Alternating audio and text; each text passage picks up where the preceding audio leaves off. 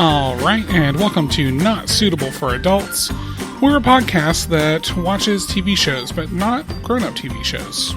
No, unfortunately not. And my name's Rich. I'm Natalie. And this week, I'm going to start us off. How's that sound? Wait, for a second, I want to say something to you. Oh, please say it. Hey. Hey. Happy anniversary. Oh, hey, babe. Happy anniversary. Today is our anniversary. We're recording on our anniversary. How many years? 10. A decade. Just of marriage. Just of marriage, Yeah. yes.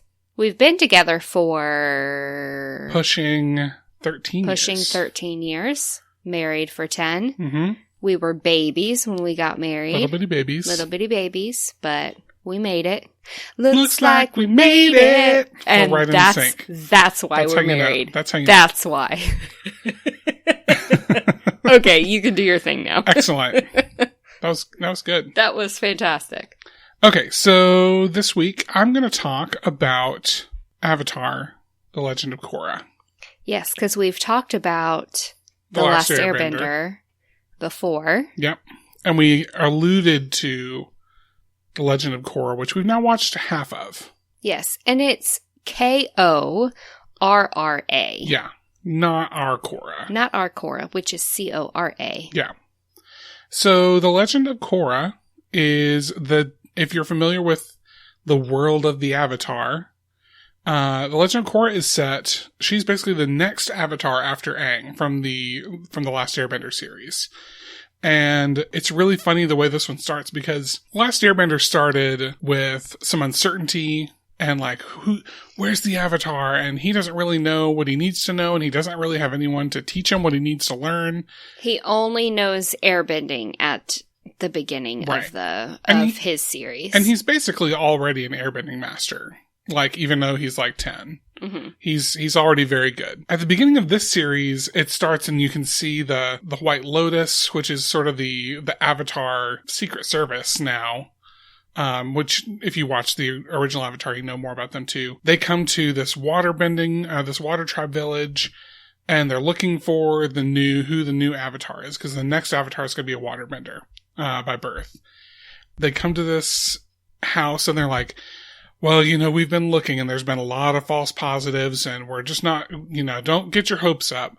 And the parents are like, oh no, please believe us. You found her. And cut over to little tiny toddler Korra. Mm-hmm. And she can already water and earth and firebend.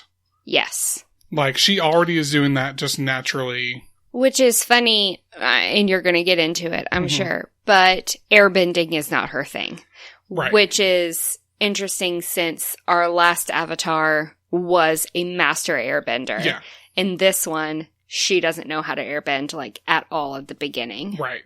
So the setup is, here is Korra. She is for sure the Avatar. And it cuts straight from that to her firebending trial, which she passes. And everyone's like, Korra, she's kind of a show-off. They're like, all right, it's time for you to start your airbending. And this is what kicks it off.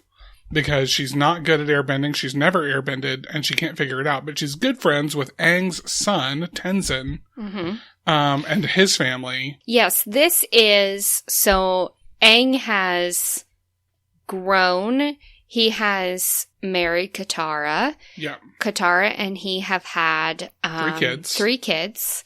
They are grown, and his oldest son, Tenzin, has 3 kids. Mm-hmm. So, and another on the way. Right. So when we say it's Aang's son, we're talking about a grown man. Yeah, that's the time frame. So she's excited about working with Tenzin. She's going to learn how to airbend. And the thrust of this, the name of the first season, that's always named after like a book. It's always book 1 or whatever. Book 1 of The Legend of Korra is Air. And because she has to learn air. She's the Avatar. She's supposed to know all. Well, and there's a continuation too, because there were 3 seasons of The Last Airbender, and they were water, earth, and fire. And so the first chapter of the new one is called Air, which is also sort of a completion. Mm-hmm. I'm going to step away from the story for a second because I want to sort of set up what to expect from this show.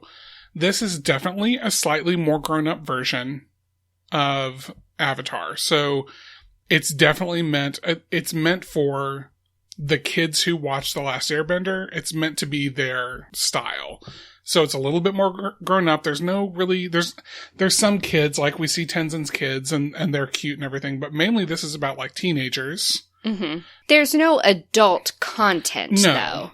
I mean, there's like the normal like little love things between the kids, the teenagers, but I would say, yes, you're exactly right. When you're saying it's for older, it doesn't mean there's any adult, there's no language, there's no like sex or anything. No, it's just like it's for 12-year-olds instead of 7-year-olds. Right. And so the animation style is still very much inspired by anime, but again, more of a grown-up anime. It's less like Dragon Ball Z and Pokemon and more like more serious anime that you see out there. Yeah, and I noticed that as well because Avatar: The Last Airbender reminds me of anime.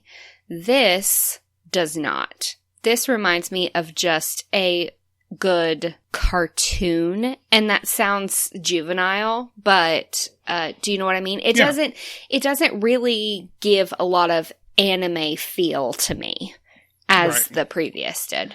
Well, like we said when we talked about the first Avatar, a lot of anime is what you're describing.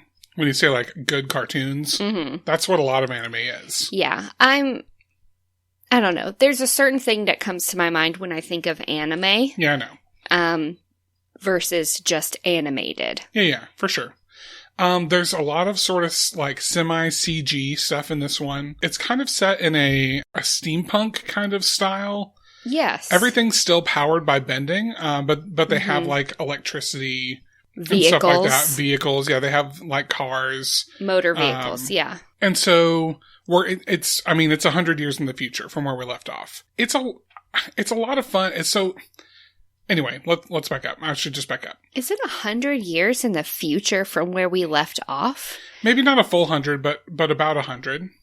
Okay, because Katara is still alive. Yeah, but she's very old. Like 114 years old? I don't know. How old is Katara in the first one? Like 12. Okay, so like 112 years old. I don't know. Maybe not. I feel like my point is like we're in a new century. That's all. That's what I mean. Sure, okay. I understand. And so the world in this one, the world is still used to there not really being many airbenders. There are airbenders in this universe now, but the only airbenders are Tenzin and his family. And they have like 3 airbender kids. And when the 4th one is born, they're like, this one, like Katara says this one seems like she's going to be an airbender. Or he, I think it's a little boy. And so the world is used to just still having mainly these 3 benders. And a new sport has been invented called pro bending.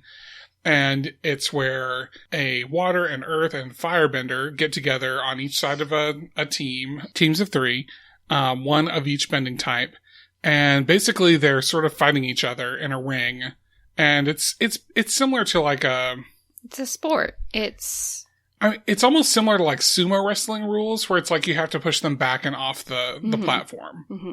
You have to see it to like maybe fully understand it. But Korra finds her way to the city because she's going to follow Tenzin. There's a lot of stuff going on. I can't go into the whole thing. But she follows Tenzin to the big city, Republic City. The rest of the show is set around her trying to figure out how to airbend. Her making friends with these people in Republic City. And in particular, these brothers who, you know, of course, there's going to end up being a love interest there because there's got to be. And then also the big bad guy who is, from what we can tell, his name's Amon, and he's stealing people's ability to bend, which we saw Aang do at the end of The Last Airbender. But this is the only the first season. Yeah. Is this guy. Yeah. Spoilers. Yeah.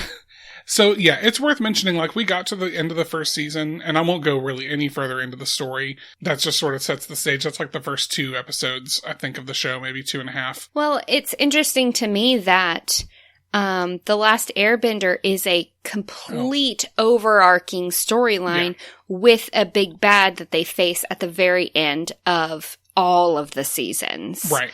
And that they may end up tying it together because, like we said, we've now only seen the first 2 of 4 right, seasons. We haven't seen 3. But the story with Amon wraps up at the end of season 1. And she has a new challenge at the beginning of season 2. And so it is a little bit different. It's more season by season than an overarching big bad. But again, we haven't seen season 3, so is there a possibility that he could maybe come back and be the bad in 3? If there's just some other story point that's being weaved together, because the second season's all about her connection to the spirit world, right? Which is pretty different from everything. And there's a bad guy in that too that she ends up defeating as well.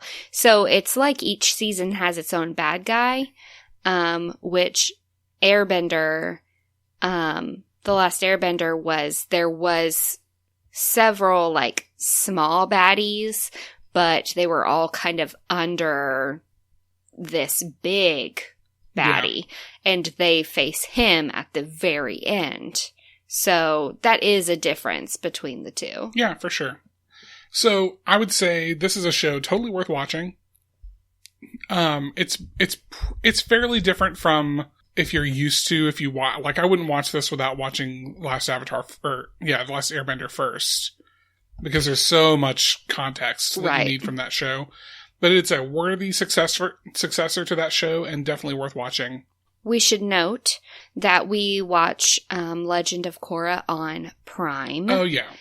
But Avatar: The Last Airbender is now available on Netflix. Yeah, like as of today, I saw that.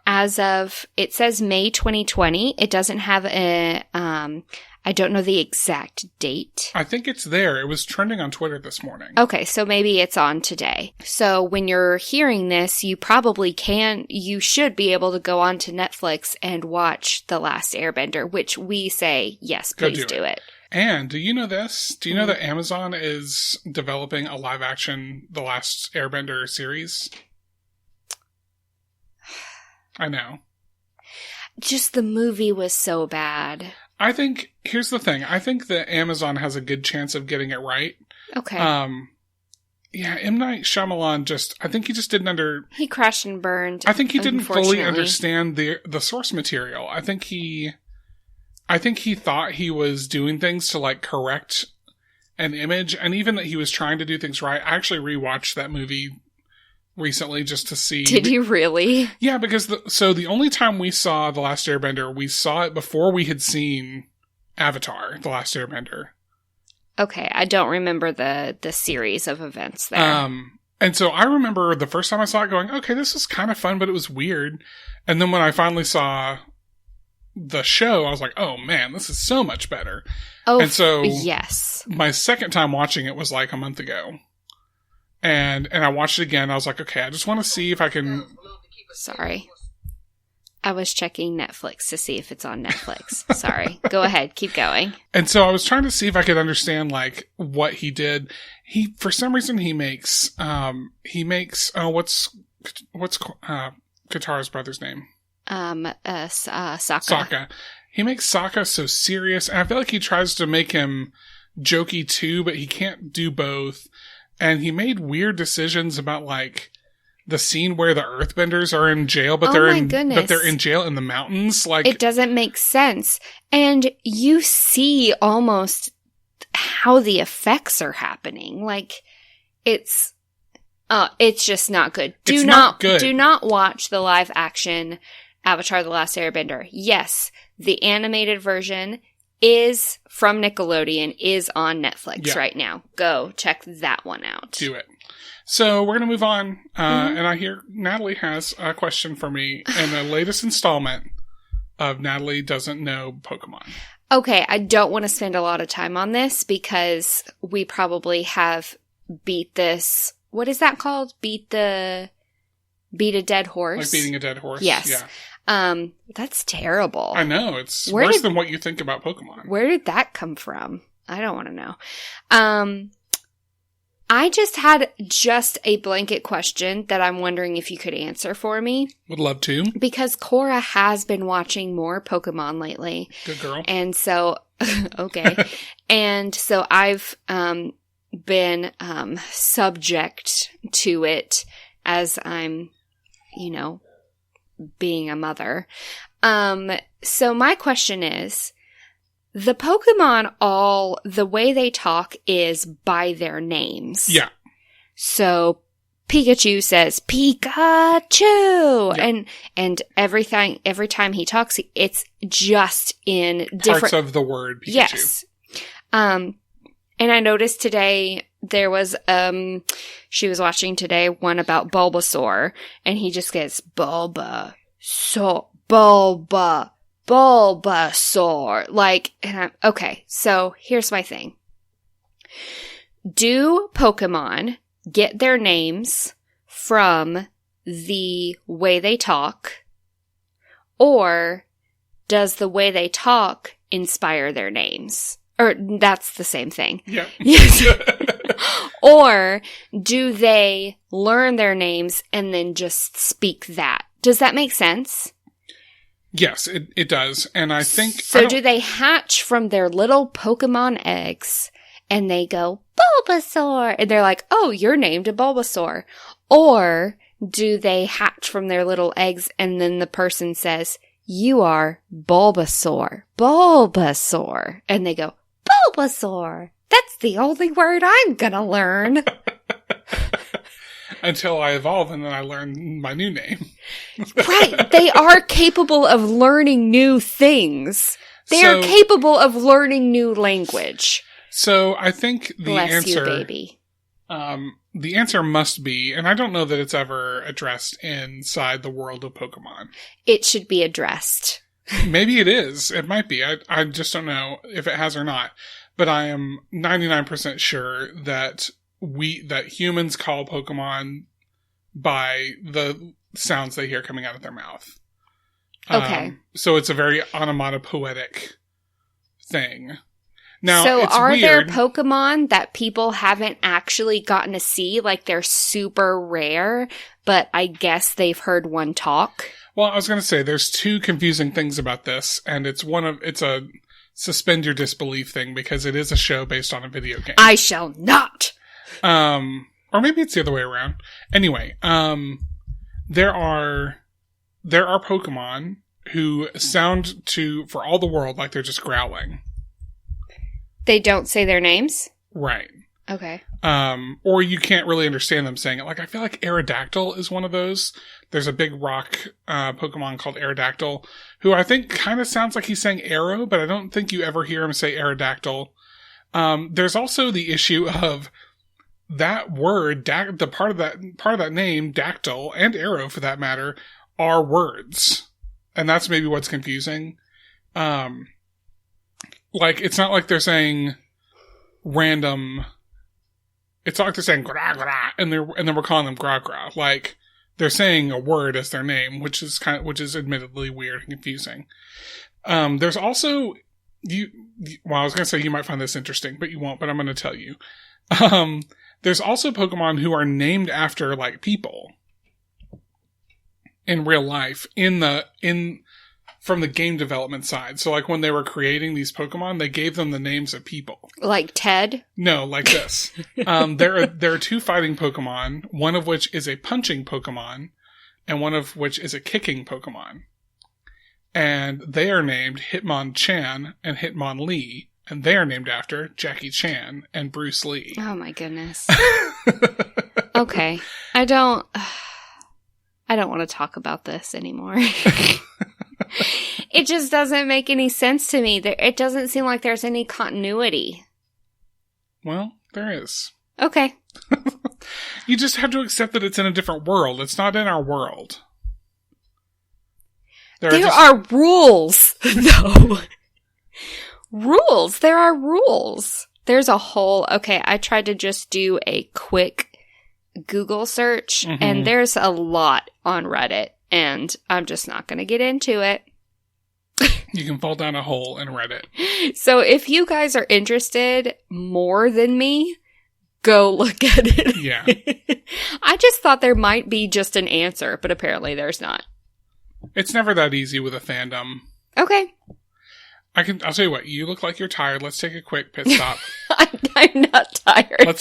I'm tired of Pokemon. Let's take a quick pit stop. over in Promoville. It's a beautiful day in Promoville, a beautiful day for a promo. Could you please listen to this promo? Ooh. Yeah.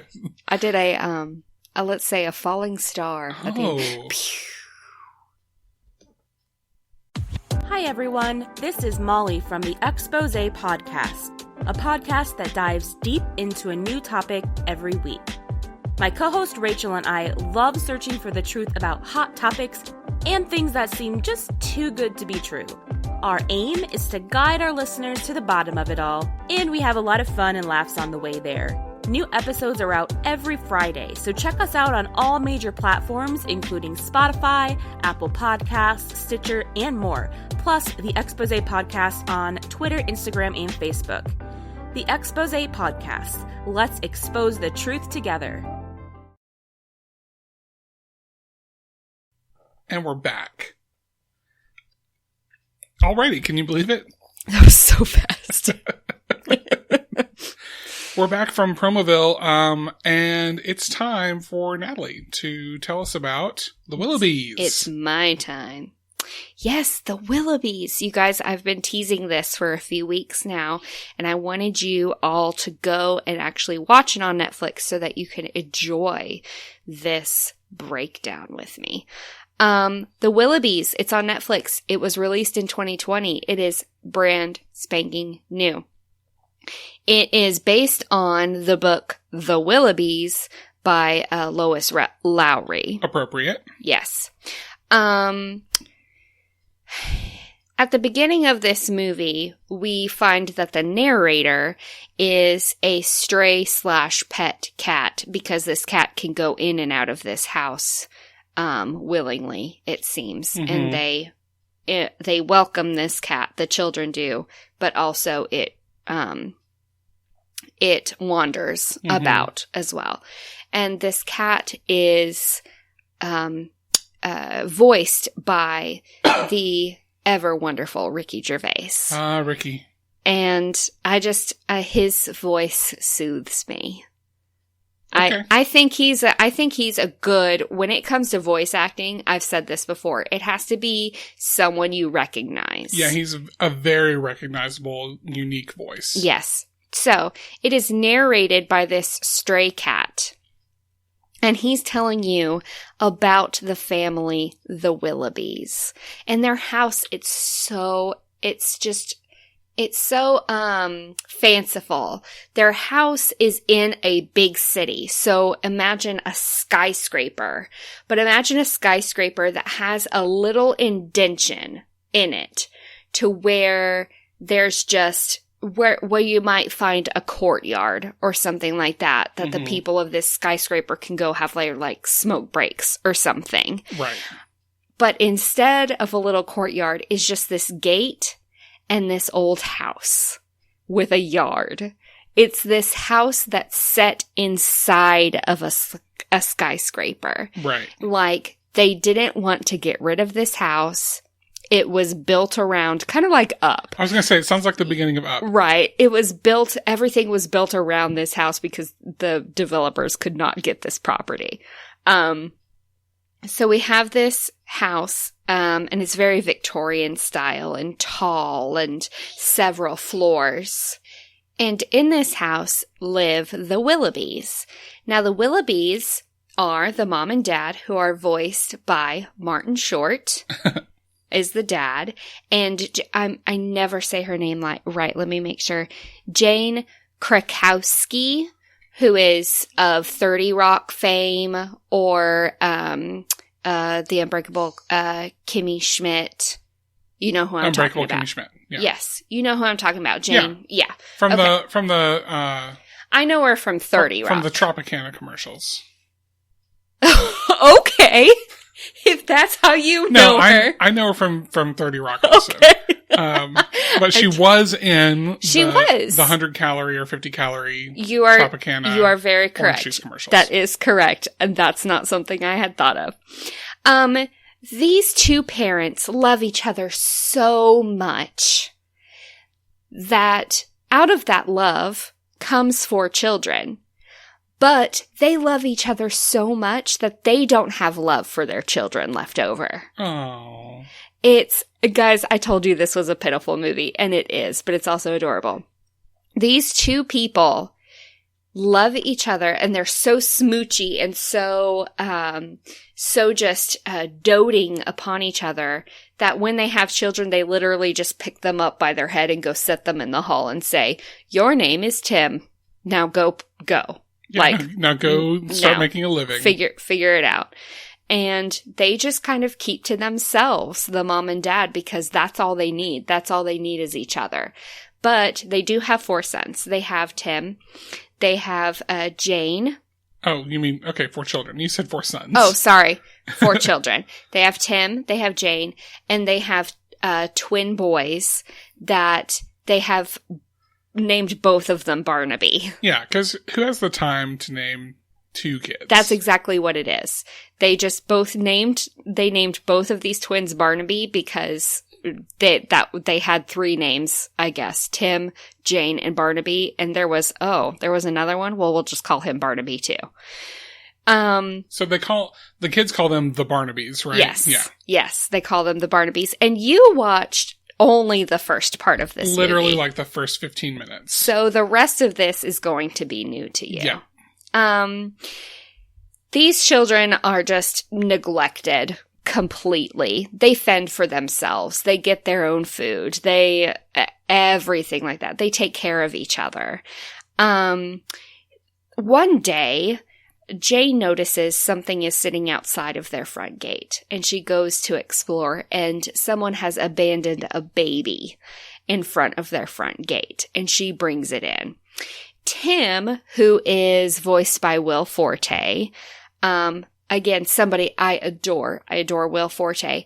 But he's one of those voices that you wouldn't have listened to and go like, oh, that's Will Forte. Because he just has I feel like a normal voice. He has probably really the voice that voice actors need, like in real life, where he can do a bunch of voices. Yeah. I mean, he plays a young child. Yeah. And he does it well. Tim is very much we need to make sure mom and dad stay happy with us. Mm-hmm. And that means stay out of their way. Yeah. So bringing this baby into their house, he's like, we got to get rid of it. We gotta figure out how to get rid of it so mom and dad don't see it. Their parents actually end up seeing that there's a baby, and they banish the kids and say, get out of the house until you get rid of that baby. Once the baby's gone, then you can come back. You may continue to live here. Yes. In our house where we don't love you. Jane has really taken to this child that they end up calling Ruth. Mm-hmm. And she wants to take this kid to where she feels like is a very magical place, which ends up being a candy factory that is run by a soul person who is this is animated in just such a funny way, but he's a person that's I forgot what his name is. Let me find it. Commander Melanoff, and he is voiced by Terry Crews. Oh, love Terry Crews. Yes. They leave Ruth on his doorstep and go away. And we're like, okay, so that's that part of that movie. Movie over, roll credits. Yeah. So they decide, our parents are terrible. Like, they're kind of at their wits' end. And they're like, gosh, I'd love to live at a candy factory. So they decide, what's something that our parents love the most? Well, each other. What's something that they love the least? Well, kids. So what they end up doing is they make a fake travel brochure that's, here's a bunch of romantic destinations that you should go to, and no kids are allowed. But they ended up sending them on what should be very dangerous destinations. Okay. So like the swamps where there's a lot of alligators, or a mountain that you have to climb where you'll basically freeze to death. So they attempt to murder their parents. Absolutely 100%. They want to be orphans. They decided they want to be orphans. Okay. So that they can just hang out by themselves and just do what they've been doing, but without their parents in the house. because that's what they've basically orphaned anyway. Yeah. Before they leave, though, the parents have decided that they're going to hire a nanny to come in and check on the kids. The nanny shows up, and she is amazing. Oh, good. She gives them the love and the attention that they have never had before. And she is voiced by Maya Rudolph. Oh, good. Yes. It warms my heart. Nanny hears that they have had a baby that they just dropped off on a doorstep, and Nanny goes, we gotta go make sure that baby's okay. Yeah, you can't just leave, you may think it's bad here, but you can't just leave babies at candy factories. Well, no other adult has been informed about this other than their parents who don't care. Right. So Nanny and them run off to the candy factory to check on baby Ruth. And it turns out she's actually fine. The commander is feeding her a ton of candy. He doesn't know how to take care of a baby. So she's like bouncing off the walls. But Nanny comes in and says, this is how you take care of kids. Mm-hmm. And he's very appreciative of it. So they're like, okay, cool. We've got Nanny. We got rid of our parents. Like, we're in a candy factory. We should be fine. But it turns out that the orphan services, which are actually come in and they're in like straight ties and black suits and black sunglasses. They're like the Men in Black of where they're extremely protecting the earth from the evil of orphans. Exactly. I'm not going to go into everything, but it turns out Orphan Services finds out about it, and they come in and they're like, hey, you don't have parents, we're going to split you up. And Tim goes to one place, Jane goes to another place, the Barnabys go to another place, and they're just split up. We find out also that Nanny used to be an orphan. Oh, of course. Yeah. And she ends up getting sent away somewhere too. So this is our sad time of the movie. It's like everybody's split up. The siblings are, from different things that happen in the movie, the siblings are mad at each other and everything like that. Then comes the realization that they need to be together, and Nanny needs to get them. So Nanny ends up breaking them out of their foster situations. And, which, some of you may be foster parents, but please understand, these were not the ideal foster situations. You, when she's breaking them out of their orphan, foster placements, they weren't ideal. The Barnabys were basically plugged into electronics all day, every day. Jane was put in with like a hippie that just like dances all the time. And Tim just wanted to be with his siblings. Yeah. He just kept trying to get away from his people, whether they were nice or not. So were they nice or were they not?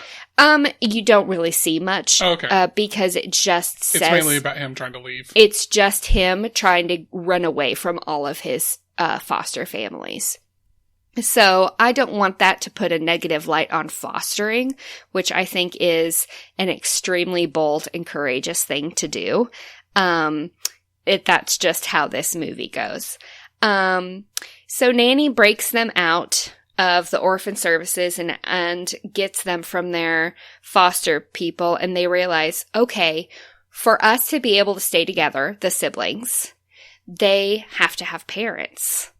So they realize we need our parents. If we don't have parents, we're going to be split up. So they decide to go on this rescue to rescue their parents who should have climbed the really tall mountain and frozen to death by now. Okay. Yes. They build this air balloon, and the siblings realize that Nanny, the commander, and Ruth make such a loving family that they don't want to get them involved. So the siblings leave them behind and go to find their parents. They find their parents mostly frozen on the mountain, but still kissing. Ugh. They're doing this little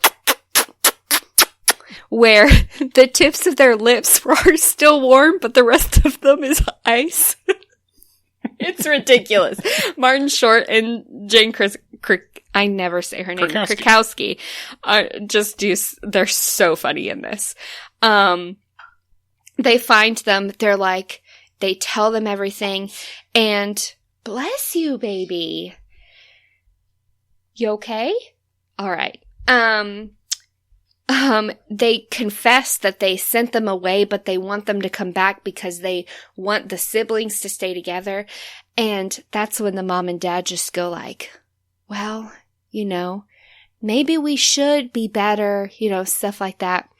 And then mom and dad see that they came in an air balloon and run away from their children, leaving them on the icy mountain, and take the air balloon and go crash and actually die. Come on, grown-up Willoughbys. They crash and actually die, though.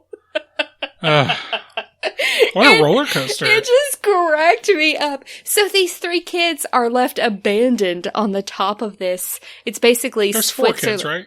I'm sorry, 4 kids. Left on top of, the Barnabys are too. Yeah. And they realize, and they just huddle together. They just end up huddling together, just no one loves us. But who does love them? Nanny and the commander come and rescue them right before they're basically frozen to death. Great. And that's why I said this is a pitiful but adorable movie, is because I wanted to cry for them. I wanted so badly for them to get the family that they wanted with their parents, but they didn't. They just didn't. And instead, they end up at the end having the family of Nanny, the commander, Ruth, and the 4 Willoughbys. It's very series of unfortunate events-y. That is exactly what I was going to say. Yeah. It is extremely series, very Lemony Snicket. I agree with that. Comedy through a lot of tragedy. And it is. It's funny. It's cute. It's witty. The animation style is that their hair looks like yarn. And I love that. Rotten Tomatoes has it certified fresh with a 90%. 90 is very good. Yes. I really did enjoy it. It was just that you feel so terribly for these children. Yeah. Through the whole thing. But they figure it out and they just know, you know what? We just need each other. And maybe the family that we were born into is not the family we needed after all. Yeah. Some of us, unfortunately, you and I both had amazing supportive families growing up, but some people don't. Some people have to find family outside of their actual biological family. And that's why I love this. You don't always see something kid related to that. Yeah. It definitely sounds really good. I will say this, and you said it already, but I'll reiterate it. I think there's a lot of movies that put the adoption process and foster process in a very negative light, and rightfully so. I think that there are a lot of bad situations that come out of those systems. But if you're out there fostering, or you adopted your child and you're giving them an excellent home, good for you. Yeah, you are right now braver than I could be. Yeah, it's not, well, we don't know, but it's not easy. We can imagine just having our own child, how hard that was. But a child coming in that you didn't give birth to and giving it the love that you would give your child that you did give birth to is something that we have not experienced, but we can probably say is probably extremely difficult. Yeah. So good for you if you're doing that. I'm not worried that we're doing this because like I said, there's so many movies that do it, but I wanted to have a positive thing out for the foster folks out there, because I think I think sometimes good foster parents get lumped in with the whole bad rap of that system. They're actually the best of us. Yeah. Yeah. Well, that's the Willoughbys. I very much enjoyed it. I laughed and I cringed. I laughed, I cringed, I hid my face. I would say it's worth a watch if you get a chance, even though I may have spoiled it for you. Yeah, now that you've heard the whole plot. You guys should have known. Listen. You should have known. But I forgot to tell them. No, I've told them 2 weeks in a row that they should know to watch it because I'm going to talk about it. I just feel bad for the person that saw this like at the top of our brand newest episodes and saw Willoughbys and like, oh, I wonder what that is. First I'll listen to Not Suitable for Adults, and then they didn't know. They didn't hear. As soon as it starts going, they should go like, well, maybe this is something that I shouldn't. I'll look into this. Yeah. Okay, you're right. This is on you, listener. It's on you. It's not my fault.